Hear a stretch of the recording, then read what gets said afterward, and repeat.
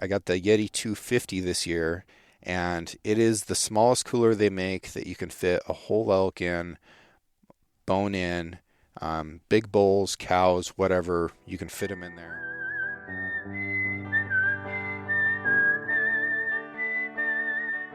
These are stories of outdoor adventure and expert advice from folks with calloused hands.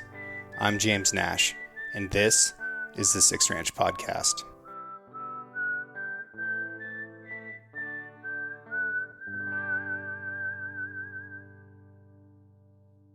For those of you out there that are truck guys like me, I want to talk to you about one of our newest sponsors, Decked. If you don't know Decked, they make bomb-proof drawer systems to keep your gear organized and safely locked away in the back of your truck. Clothes, rifles, packs, kill kits can all get organized and at the ready so you don't get to your hunting spot and waste time trying to find stuff. We all know that guy. Don't be that guy. They also have a line of storage cases that fit perfectly in the drawers. We use them for organizing ammunition, knives, glassing equipment, extra clothing, and camping stuff. You can get a 2-drawer system for all dimensions of full-size truck beds, or a single drawer system that fits mid-size truck beds. And, maybe best of all, they're all made in the USA. So, get decked and get after it. Check them out at decked.com. Shipping is always free. Alrighty, friends, we're into November, and I almost can't believe it. I feel like yesterday was August, but that's probably because I've been nonstop since then. So I have either been hunting, traveling, or guiding every day except for 4 days since the end of August. It's been a whirlwind. I think I'm done guiding elk for the year now, which has been great. I helped people get 13 elk this year. I got a cow elk myself, so I'm set for meat.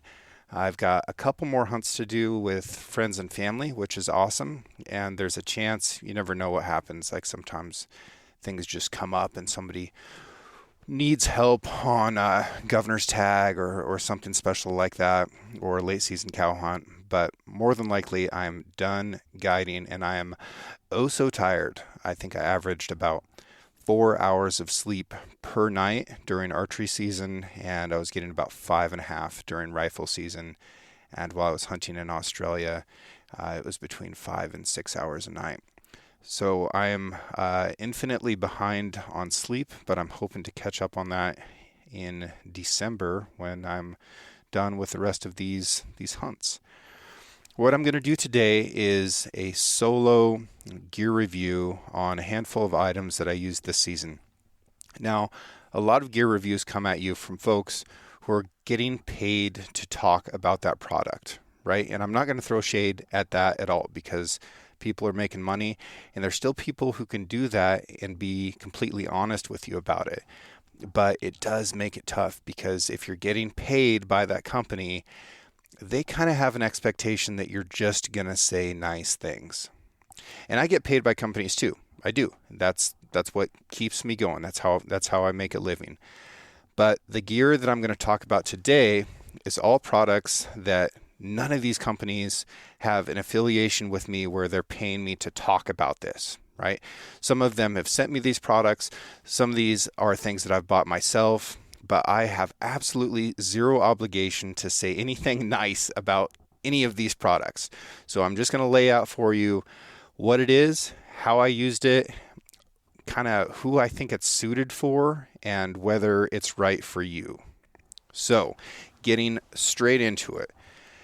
First thing you do when you wake up in a hunting camp, you step outside, it's hot, it's cold, whatever.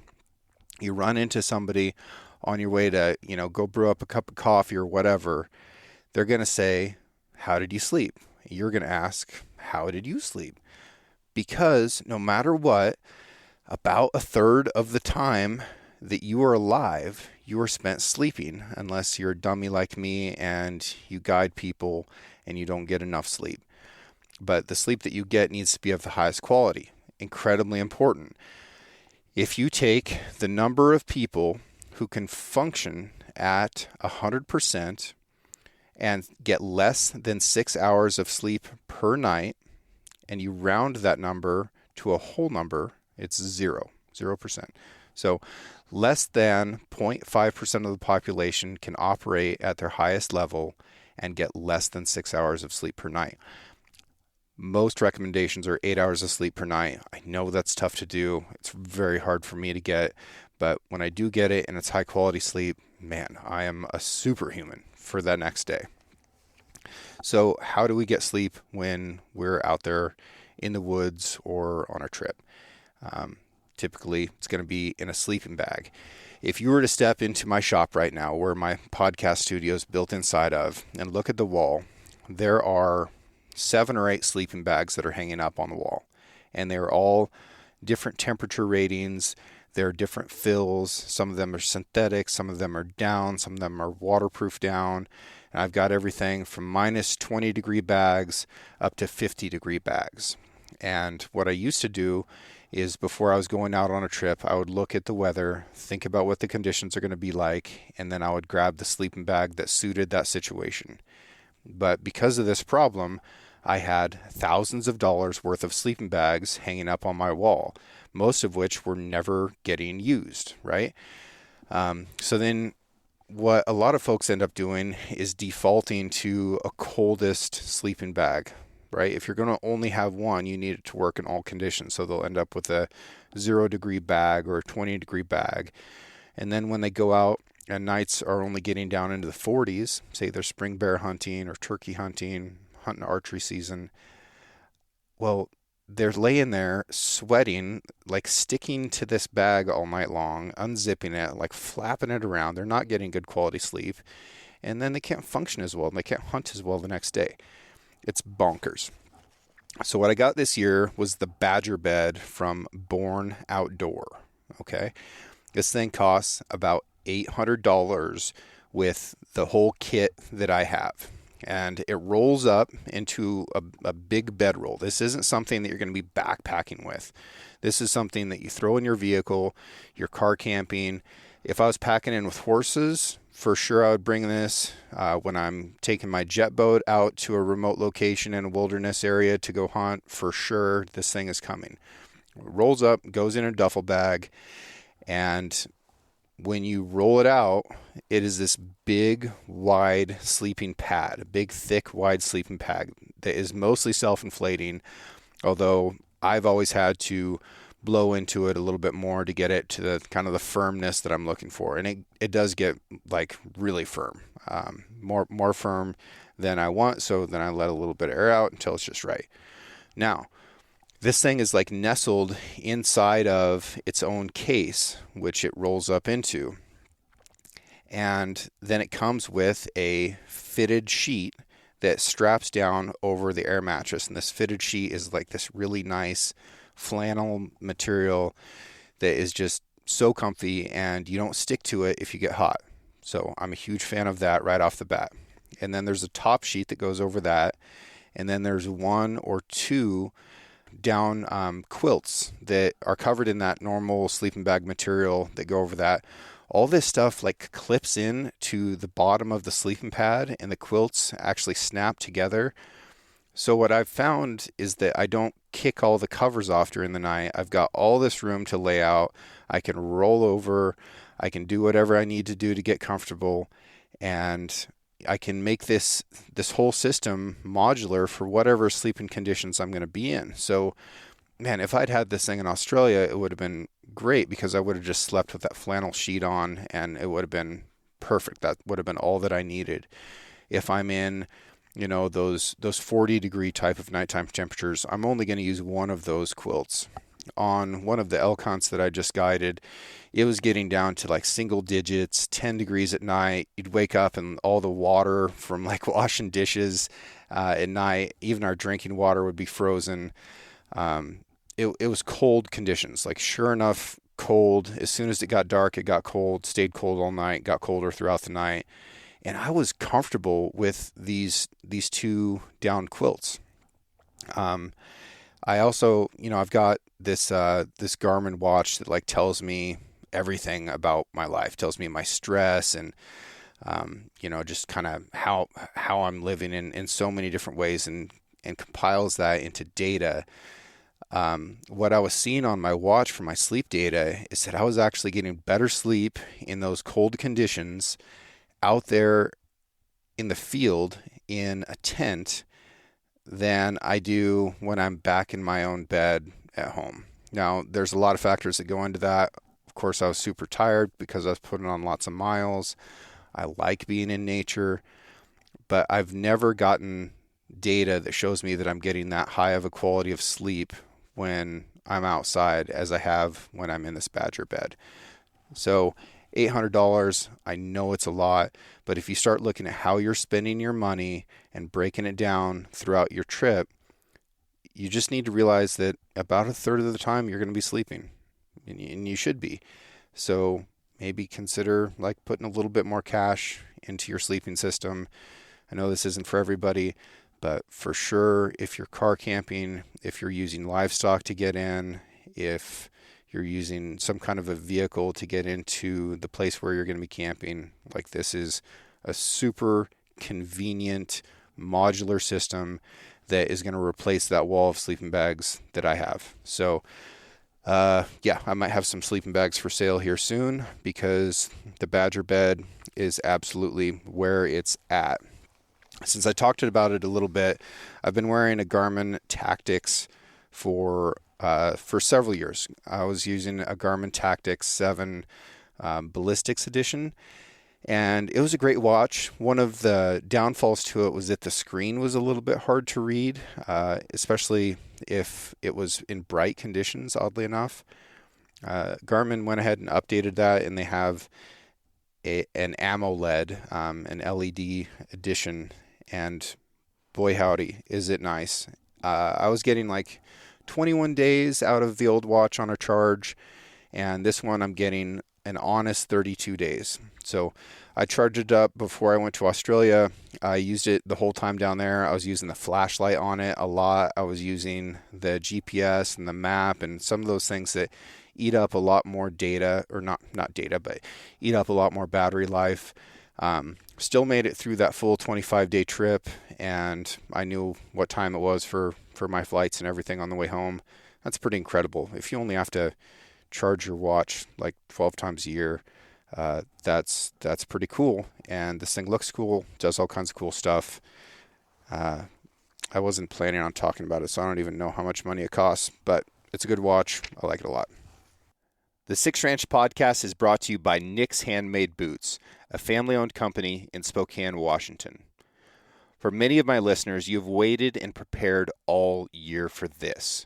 Whether your pursuit is with a rifle or a bow, early or late season, big game or birds, another hunting season is finally upon us. Nick's Boots and the Six Ranch want to wish you luck as you head out into the field. This season, I'm wearing the Nick's Boots Game Breakers, beginning with the archery elk season. Having worn this boot throughout the summer around the Six Ranch, I continue to be impressed with how quiet the boot is. The rough-out leather laces, and 365 stitch-down construction create a simple boot that is supportive, durable, comfortable, and most importantly, quieter than most synthetic hunting boots. For 60 years, Nick's has been building work boots for wildland firefighters, tradespeople, hunters, and ranchers, as well as heritage styles for anyone who values quality footwear made in America.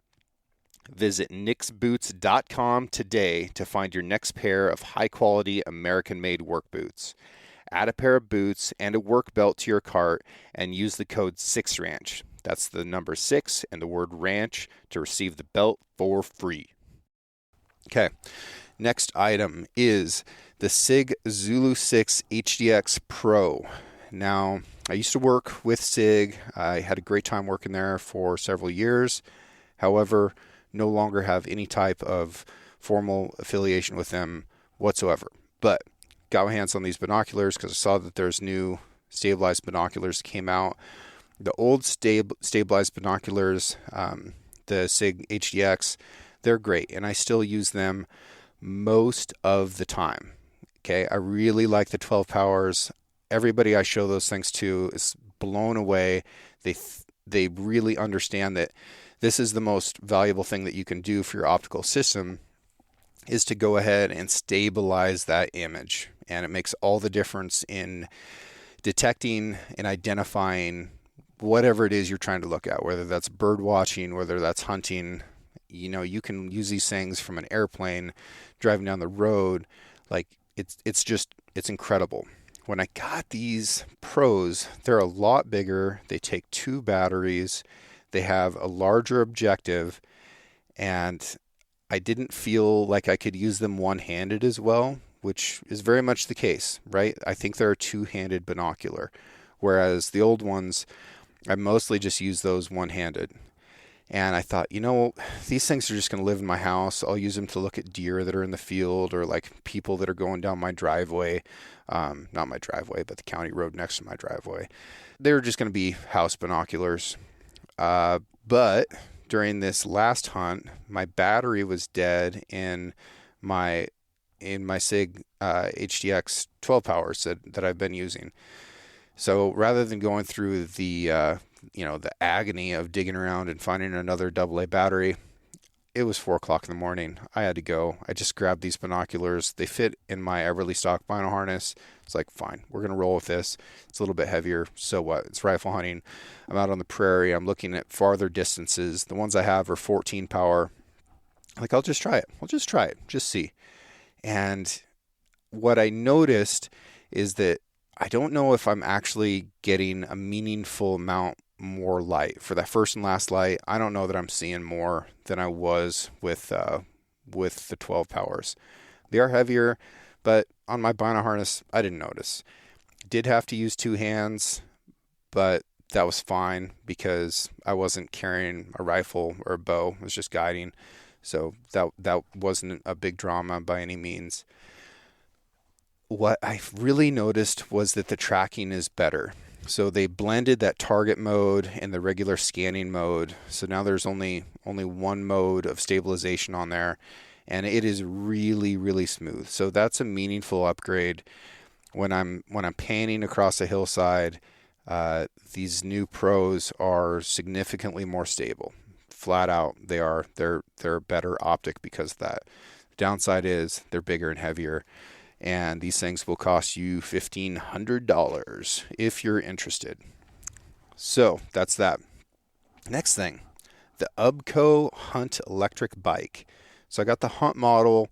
It's similar to some of the other models that they have. So this is a 2-wheel drive electric bike. Doesn't have pedals. It's kind of like an electric motorcycle, but not really. The fastest I ever got it to go was 34 miles an hour, and that was going downhill. It advertises a 70-mile range. The most I ever got on a charge was around 50 miles. I've been using this thing since August.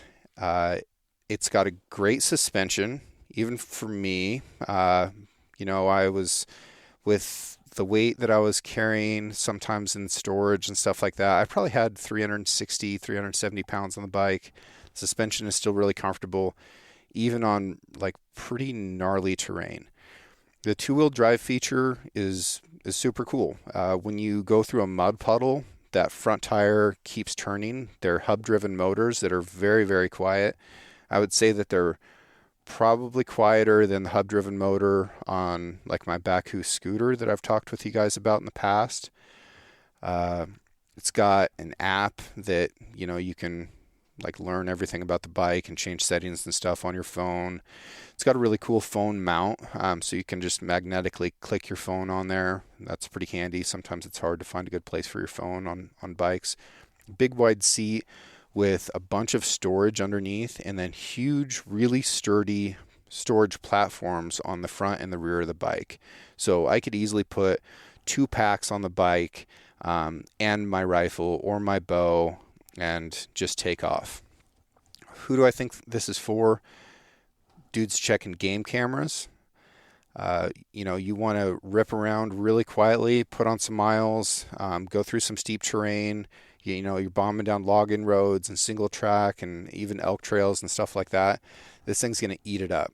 And you can throw a bunch of cameras on here. You can throw a bunch of batteries on there, and you can just roll. It's really great for stuff like that. Predator hunters, don't sleep on this thing. Like, this is so cool. It even has a stealth mode where all the lights go off. So if you're riding it at night with night vision like I do, man, it's so nice not to have any LEDs that are glowing back at you and firking with that night vision.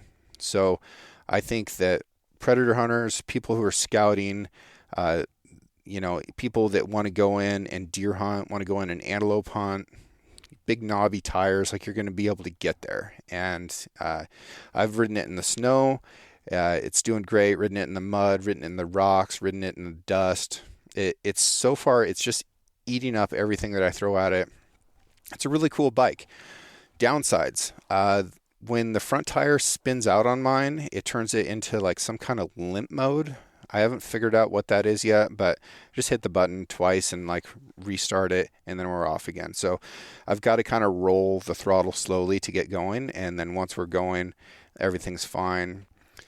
It's a little bit heavy for like picking up and throwing in the back of your truck, but it's not like so bad that I can't do it. It's just a little bit heavy for something like that.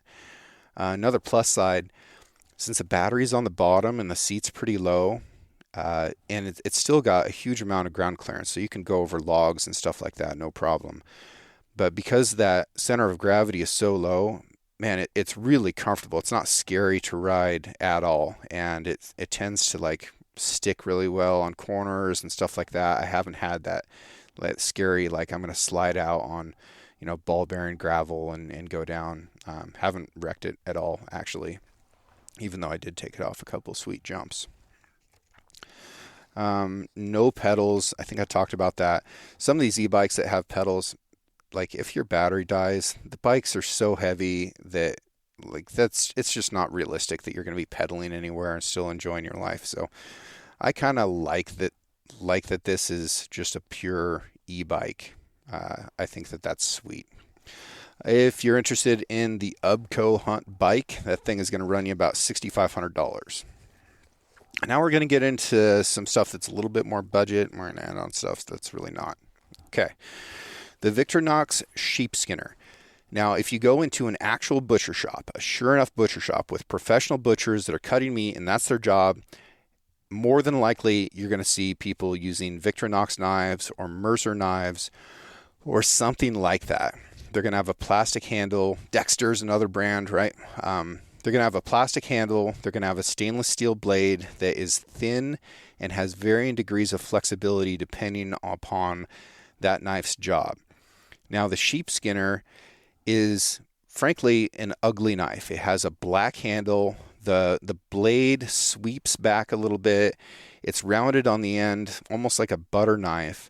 You're not going to look at this thing and be like, damn, that's sexy, because it's not. It's just not. However, the shape of this knife is ideal. It is ideal for skinning.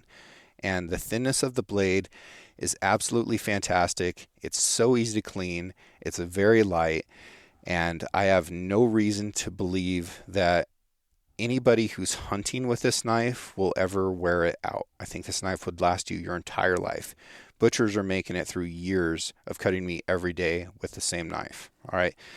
This thing is just fantastic, and it's very lightweight because of that plastic handle, because of the thinness of the blade. This thing is going to weigh about a third or maybe less than that of, say, like in, I'm not going to name names here, but there's some like hunting knife companies that are selling something similar that doesn't work as good, and it costs $350. This thing costs $37.40. Victorinox Sheepskinner. If there's a better knife for skinning bears and deer and elk, I haven't seen it. Flat out, like, this is the way. And here's another cost saver for you. Costco socks. Now, you can get a 6-pack of Merino Blend Costco socks for $23. That's amazing. So they're very inexpensive. That's, costing you about the same as like one pair of Darn Toughs or something like that. So they're cheap, they're comfortable, they're warm. For my money, they're a little too thick. They're a little too thick for what I like. So I'm going back and forth between my Darn Toughs, which are, about $23 per pair, and my Costco socks, which are $23 for 6 pairs. And that's really depending on the boot that I'm wearing that day. And, is this a boot that fits a little bit tight? Well, I'm going to need to go down to a thinner sock. If it's a boot that fits a little bit loose, which my boots that need to keep my feet warm, I tend to get in a little bit larger size so that I can throw a larger sock in there. This is pretty sweet. So shout out to Costco. You're making some good deals on socks there, and I have not worn any of them out. I've been wearing these things for over a year now. Next item is the Everlystock Mainframe Backpack. Now, this is a big pack that is an external frame, like freighter pack. It's got zippers on both sides of it, and Everlystock has a whole bunch of different bags that you can attach to this frame. You can basically pick the bag that you need for whichever mission set you have for that trip. So is this an expedition hunt? Well, you might need like 5,000 cubic inches of capacity so that you can get all your gear, all your food, all that stuff in there. If you're just day hunting like I am most of the time, then a 2,000 cubic inch pack is great in there. I've got a top pack on there as well. I don't know how many cubic inches that is. So the stuff that I need, on the regular, like I need rapid access to a Snickers bar, that's going to go on the top pack. My kill bag, headlamp, spare batteries, stuff like that goes in there. I ended up taking this pack to Australia, and it fit inside my Everlystock duffel. And that's kind of a tricky thing, right? Like you're going through airports. You can't have a bunch of bags. You need a pack, but you need all of these extra clothes and extra gear. So I was able to strip this thing down and get it inside my duffel, which was great. It's like a roller duffel. It's basically airport luggage, but it's got like a rain fly that you can put over it. It's a good piece of gear. It's got all the pockets, got big heavy zippers. I like it. And then it's also got big straps that I can strap my bow case or my gun case to the outside so that I can navigate airports a lot more easily. Really nice. But that's the duffel. For the main frame, got it to Australia. We're doing day hunts. It was over 100 degrees. And I was able to get 3 liters of water in there, have my first aid kit, have all my knives, and then snacks and just whatever I needed for the day. And it was definitely overkill for what I needed down there, but I didn't know if I was going to need something really sturdy for packing out like a water buffalo skull or quarters of a water buffalo. As it was, we were able to drive to where I shot my water buffalo, so not that big of a deal. But what was a big deal is that I needed to have a pack with me that could carry water, have that capacity, and still be dead quiet for sneaking up on all these critters that I was hunting down there in really dry conditions with crunchy leaves and lots of limbs. I needed a pack that could do everything. Turned out it was this pack. I've been using it for years. I did some review work for Everlystock before. There's some YouTube videos and stuff like that out there. Again, they're not paying me anything to talk about this. My relationship with the company is just as a friend. So that has been a great pack, continues to be a great pack. Stand by everything nice that I've ever said about it. The Everlystock mainframe is going to run you about $300. Okay, next one. We're going to carry more stuff around. This is the Paladin 33 loadout tote. Okay, Paladin 33 is a company out of Bend, Oregon. They make everything in America by Americans with American material, down to the thread, down to the zipper. Pretty amazing. And they're always looking for cutting edge, like highly technical fabrics. And they started using this stuff called X-Pack fabric. And I don't know exactly what it is. I think it's a little bit like Dyneema, and it's got some woven fibers through it. When you look at it, you think that's too thin, that's going to break.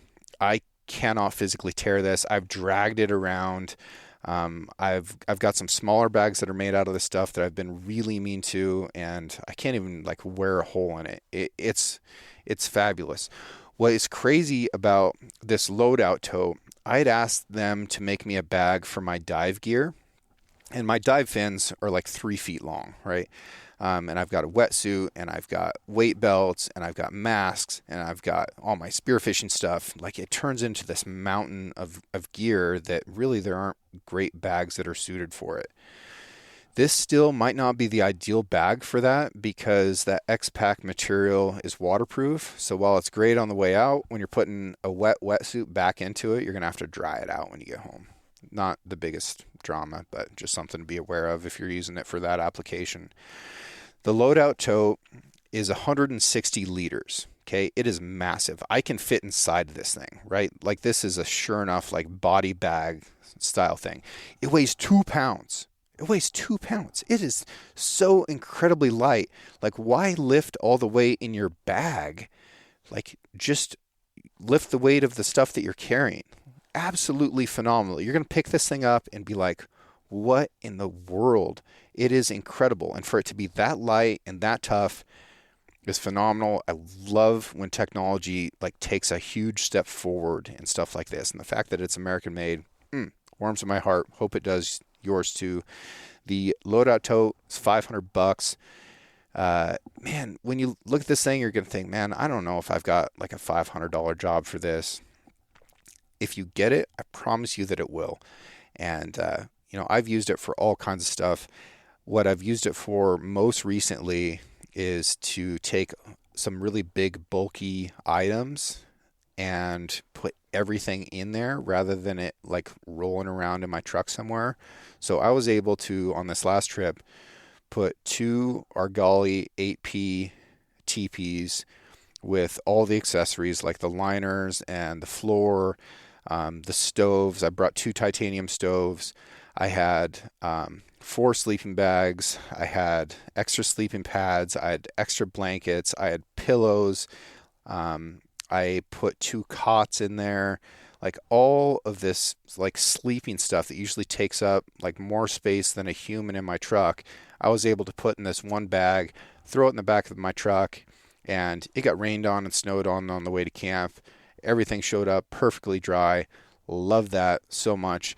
Also use this on an albacore spearfishing trip, trying to spearfish for albacore tuna. We had to run over 50 miles offshore on the Oregon coast, and we're running into the ocean. So we had, spray and stuff coming back into the boat on the way out. All my gear was perfect when we got there. The salt water didn't bother it in the slightest, which is also amazing because salt water is the destroyer of everything in the world. But yeah, this thing's cool. Pretty sweet. Check it out. Paladin 33, $500, called the Loadout Tote. Okay. I'm sure everybody has heard of Yeti. They've been around. They've been making coolers for like 20 years now, at least. Big, tough, expensive coolers that keep ice for a long time. I've used Yetis for a very long time. They're tough. The reason that I use them is because I'm hard on stuff, and I'm oftentimes out in remote areas where I need to keep my food cold for a long time. I don't need my ice to melt. And do I have bears that get into camp? No, not really. They are bear-resistant coolers. I don't really care about that. It's usually a bear season of one form or another. So if we end up with a bear in camp, it's going to turn into a bear hunt. I did have the Yeti 205 previous to this, and I could get a whole elk into that, quartered up, except that it's kind of tall, the cooler is, and it's not wide enough to get a full hindquarter in there. So I would have to cut the shanks off. The problem with doing that is now the shanks are where the tendons are that I hang quarters up by. So if I have to cut the shanks off, now I don't have a good way to hang those quarters once I get back home, because I'm usually going to continue hanging that meat and aging it for a while before I cut it up. So that was a little bit of a bummer with the 205. It'd work for boned out bulls. Absolutely, the 205 is a great way to go. I got the Yeti 250 this year, and it is the smallest cooler they make that you can fit a whole elk in, bone in, big bulls, cows, whatever, you can fit them in there. I can also move this cooler if it's empty. If it's full, I'm hopeless, but if it's empty, I can move it by myself. So I can still get my hands out wide enough to grab hold of the ropes. I can pick it up. I can throw it in my truck. It fits just inside the bed rails of my pickup and goes up against the cab. Great place for it to live. Used it on this cold weather trip that I was just talking about. I didn't have any ice in it, but my deal there was that it was cold outside. I needed to keep stuff from freezing, because if you come back and all your food is frozen, you're going to have a really hard time cooking it, because your clients are sitting around and it's like, oh gosh, this is not an ideal situation. So it did its job insulating and keeping my food cold, but not allowing it to freeze even in those single digit temperatures. Love that. This cooler costs $1,000. Definitely not free, but it is the smallest cooler I've ever used that I can fit a whole elk in, bone in, without breaking it down further. So for those of you who need something like that, now you know. Okay, the last item that I want to review on today's podcast is my pickup truck. So I drive an F-150 King Ranch. It's a 2018. It's black with some like gold flecky tannish trim. I bought it used at an auction. It had 89,000 miles on it. I've put over 20,000 miles on it in the last year and a half. It's a fantastic truck. When I'm driving on the highway out there in the real world, with the kind of off-road capable tires that I have on it, I'm still getting 19 miles a gallon. 20 if I'm just driving like 55. So 19 miles per gallon is pretty good. I can haul my jet boat with it. I can tow my jet boat, which weighs around 7,000 pounds while it's on the trailer. I think that's only half of the vehicle's tow rating. When I'm towing that boat, I drop down to between 12 and 14 miles per gallon, which really isn't bad given that this is a 3.5 liter gas engine. It has four-wheel drive, but it also has part-time four-wheel drive, which is safe to drive on dry pavement. What I like about that is that there's times a year where you're going to have dry pavement, but you might run into some slick patches on like shady corners in the canyons or whatever. I can go ahead and roll on that part-time four-wheel drive, and then if I do get into those like intermittent slick situations, it's going to click in. I think that's cool. Has a diff lock as well, which is sweet. My old F-150 did not have that. The seats are incredibly comfortable. They have a massage feature. It's something that I never asked for, but it's kind of nice on a long road trip. Kick the old seat heat on and hit the massage button and get a little massage while you're driving down the road. One of the most slept on features of this truck, in my opinion, is the lane assist. Now, I was coming back from a trip. I can't remember where. I think I was off spearfishing somewhere, and I'd gotten sick. And on the way back, like the flu was getting me. And I am not a tough person when I'm sick. I was not doing well, and I was just trying to get home. It's like, what do? Check into a hotel for the next 3 or 4 days when you're just like 3 or 4 miles from home? No, you're like, I'm going to be dumb, and I'm going to push through it. And that's what I did. I was kind of in such bad shape that looking back, I should have called somebody and like had somebody come get me, because it wasn't great. But the lane assist multiple times that day like made corrections to keep me on the road. So this truck was straight up like looking out for me and keeping me safe when I was on the way home, and just wasn't doing well. That's kind of amazing. And I know that technology has done incredible things since 2018, but man, this truck is pretty great. When I bought it at auction, it was $35,000, and I think I changed the spark plugs and spark plug wires, and a couple of oil changes since then, and that's it. So no dramas whatsoever. Done some, I would say light to moderate off-roading with it. I don't like to drive off-road that much because I don't want to like tear up the ground. I do drive a lot of really rough roads, and for a truck that, honestly spends most of its life on a highway, it does fabulous. And I drive a ton of dirt roads that have a lot of bad washboards, and usually that just rattles a truck to pieces, and they're really rattly and squeaky, especially if you get them past the 100,000 mile mark. Knock on wood, my truck still isn't rattly, thank God, because that drives me absolutely crazy. F-150 King Ranch, good piece of gear, love it. And yeah, I think that a lot of companies make a good truck, right? I'm not the guy that's going to argue like Ford, Chevy, Dodge, whatever. I think they all make great vehicles, but this one has been a great rig for me, and that's what I roll around in. So, friends, that's my podcast for today. I hope you enjoyed it. I hope your hunting seasons and whatever you're doing in the world is going really well for you. Fall's just a tremendous time of year. October's past us. That's easily the best month of the year in the Northern Hemisphere. And looking forward to another couple deer hunts, maybe a little bit of waterfowl coming up.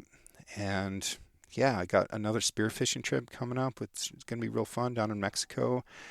Going to continue to bring you podcasts from wherever I'm at, and I hope that wherever you're at is exactly where you want to be, and that you're successful, and that everything that you try to do. So that's it for today, friends. Bye, everybody. Good luck. I just want to take a second and thank everyone who's written a review, who has sent mail, who's sent emails, who's sent messages. Your support is incredible. And I also love running into you at trade shows and events and just out on the hillside when we're hunting. I think that that's fantastic. I hope you guys keep adventuring as hard and as often as you can. Art for the Six Ranch podcast was created by John Chatelain and was digitized by Celia Harlander. Original music was written and performed by Justin Hay, and the Six Ranch podcast is now produced by Six Ranch Media. Thank you all so much for your continued support of the show, and I look forward to next week when we can bring you a brand new episode.